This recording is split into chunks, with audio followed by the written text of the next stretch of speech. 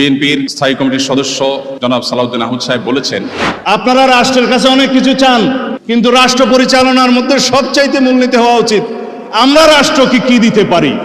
আমরা সবাই রাষ্ট্রের কাছ থেকে দাবি দাওয়া পেশ করি, খুব স্বাভাবিক, কিন্তু রাষ্ট্রকে আমাদের দেওয়ার চেষ্টা করা দরকার।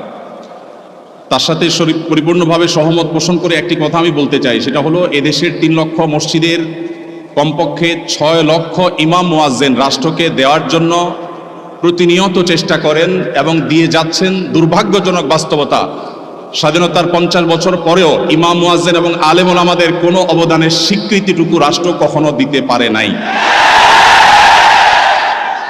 আজও বাংলাদেশের চেহারাকে যদি পরিবর্তন করে দিতে হয়, আজও বাংলাদেশকে যদি স্বনির্ভর করতে হয়, আজও বাংলাদেশের পরিবেশ সচেতনতা সৃষ্টি করে যদি সাফল্য অর্জন করতে হয়, পরিবেশ বিপর্যয় যদি রোধ করতে হয়, যে কোনো দুর্যোগ মোকাবেলা যদি সফলভাবে করতে হয়, দেশের শুধু মসজিদগুলোকে ইমাম মুয়াজ্জিনদেরকে যদি রাষ্ট্র অন করে, ইমাম মুয়াজ্জিনদেরকে যদি সে সুযোগ দেয়, তাদেরকে যদি অন্তত কাজ করবার পরিবেশটা করে দেয়, আমার বিশ্বাস বাংলাদেশের চেহারা পরিবর্তন করতে আর কোনো কিছুর তেমন বেশি প্রয়োজন হবে না।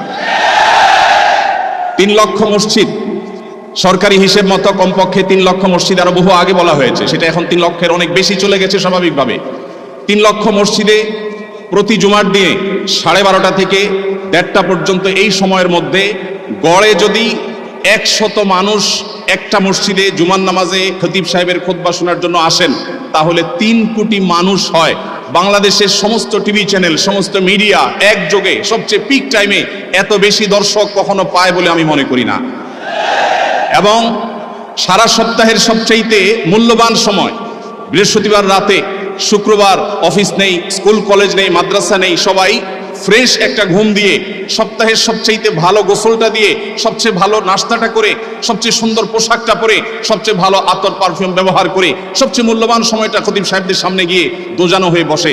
পৃথিবীর অন্য কোনো কৃষ্টি, কালচার, কোনো সিস্টেমে একসাথে একটা দেশের 3 কোটি মানুষকে অ্যাড্রেস করার এই সুযোগ ইমাম সাহেব, খতিব সাহেবরা ছাড়ার কারোর হাতে নেই। ইমাম সাহেবরা যদি চান, তাদেরকে যদি রাষ্ট্র আসলে সুযোগ দেয়, তাহলে সেক্ষেত্রে তারা অনেক কিছু করতে পারেন। ইতিমধ্যে আমরা দেখেছি রোহিঙ্গা শরণার্থীরা যখন আমাদের দেশে আশ্রয় নিয়েছে, সবার আগে ঝাঁপিয়ে পড়েছেন এদেশে ওলামা একরাম।